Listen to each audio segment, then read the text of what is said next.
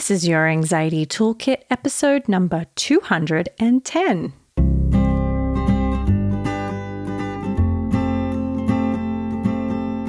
Welcome to Your Anxiety Toolkit. I'm your host, Kimberly Quinlan. This podcast is fueled by three main goals. The first goal is to provide you with some extra tools to help you manage your anxiety. Second goal, to inspire you.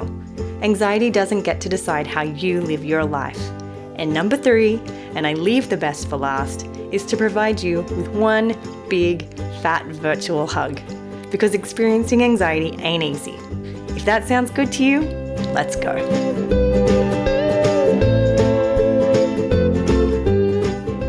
Welcome back, everybody. I am so thrilled to have you here. How are you doing? How is your anxiety? How is your depression? How is your heart? How is your grief? How is your anger? How is your joy? How are you? How is your family?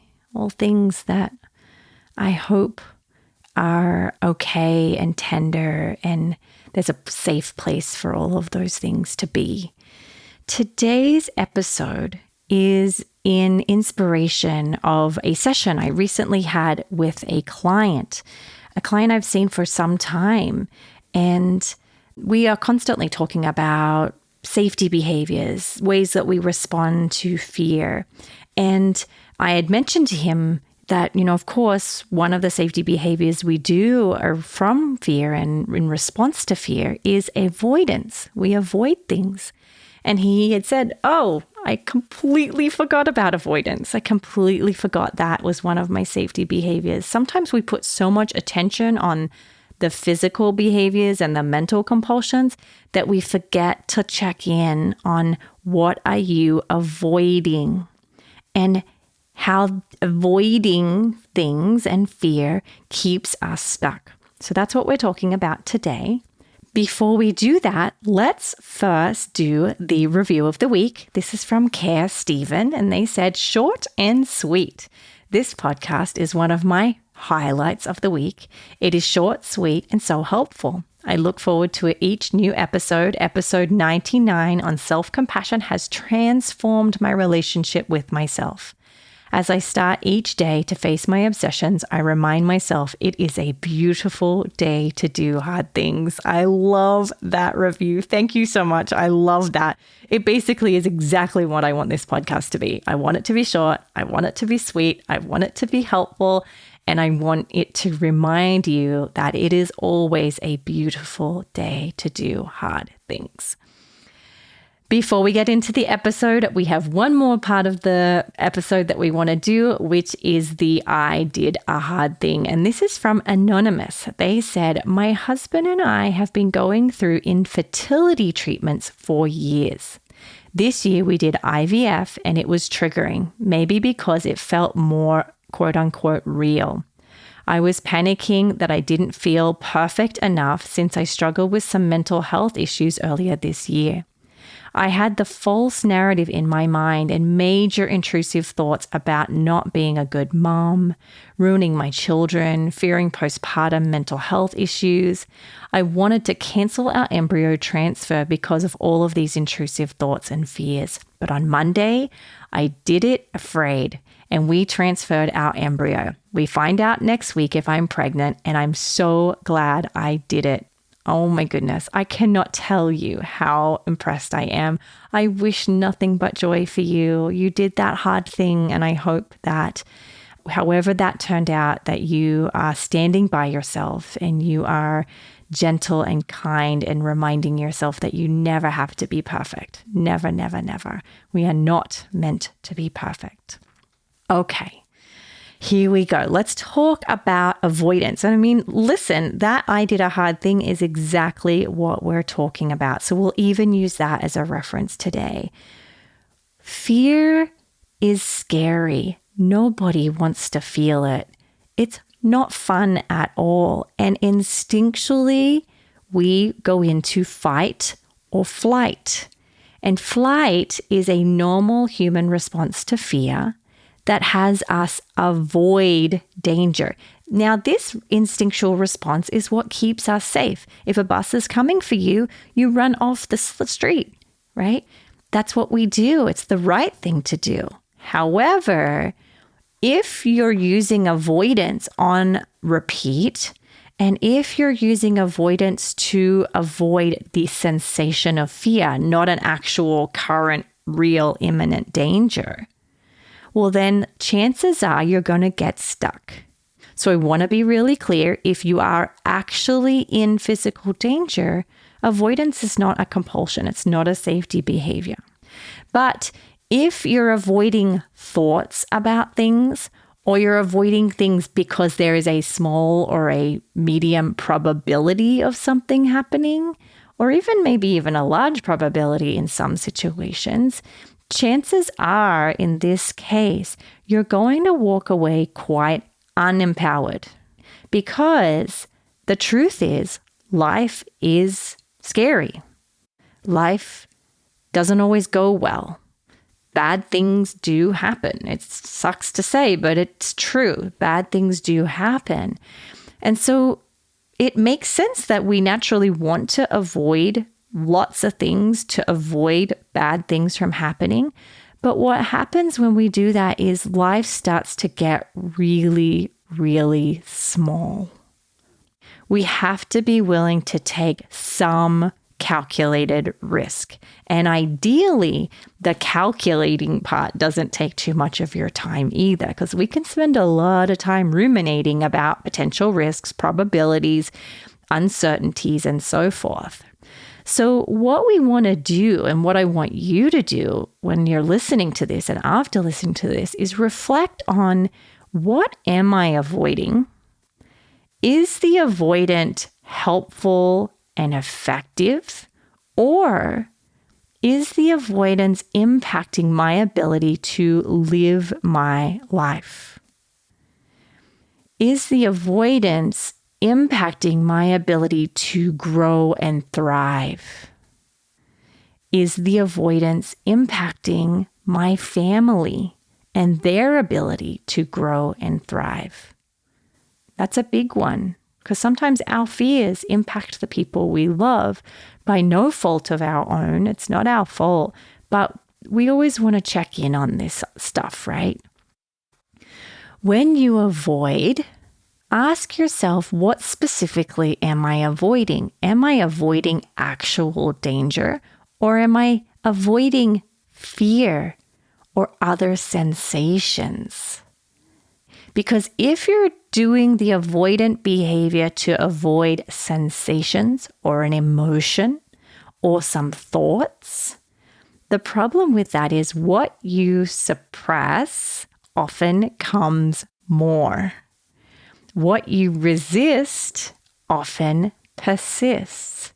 So even your attempt of avoiding it so that you're not having to endure the discomfort often only increases the frequency and duration of the discomfort or the thought or the feeling or the sensation or the urge. And so therefore, it's not effective. Some people avoid because they don't want to feel humiliated or embarrassed. But the problem with that is, once we start avoiding, what often happens is people start noticing that you're avoiding, and then you end up feeling humiliated and embarrassed anyway. So what I'm trying to show you here is, while avoidance does give you some pretty immediate relief, it often has long-term outcomes that aren't that great, that keep you stuck. And as the I Did a Hard Thing, segment that we feature each week, and, as we see even in the reviews, almost every time, people who face their fear, even though it's so painful and so uncomfortable, they leave that experience feeling empowered. They leave the experience saying to themselves, that wasn't fun, but at least I know I can do it. Now I have proof that I can.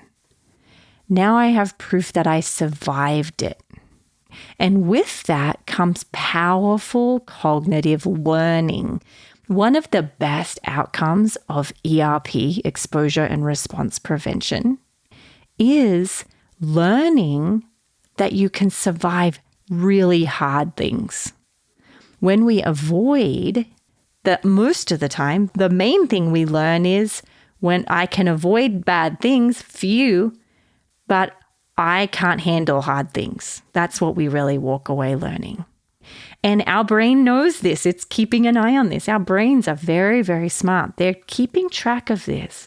And the more that we avoid, the more disempowered we feel and the more alert and hypervigilant the brain feels. Oh, I avoided that. What else can I avoid? What else can I avoid? So that when next time you're put in a situation where you can't avoid, the chances are that you probably will panic even more. Panic is a huge one for people where avoidance shows up. It's a huge time where naturally, of course, this is where I want you to practice compassion. Of course, you don't want to have a panic attack. Of course, you don't want to be uncomfortable. Of course, you want to avoid the discomfort because it's not fun. No one wants to go through that. I don't blame you. I do it myself, right? So we're never going to be perfect at this. I wouldn't expect you to be perfect at this.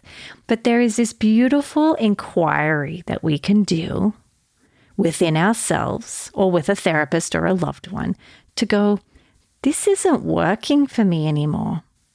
I deserve to live a life where fear isn't running the show. So I'm going to choose to face this fear. It is a fierce, compassionate action.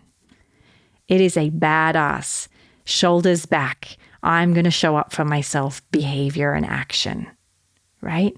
It takes courage. It takes bravery. It takes a small amount of grit, I'm not going to lie, right? But I really want today to be about reminding you that you can do the hard thing. You can ride that wave of discomfort. It will be temporary. It will be hard, but it will rise and fall on its own.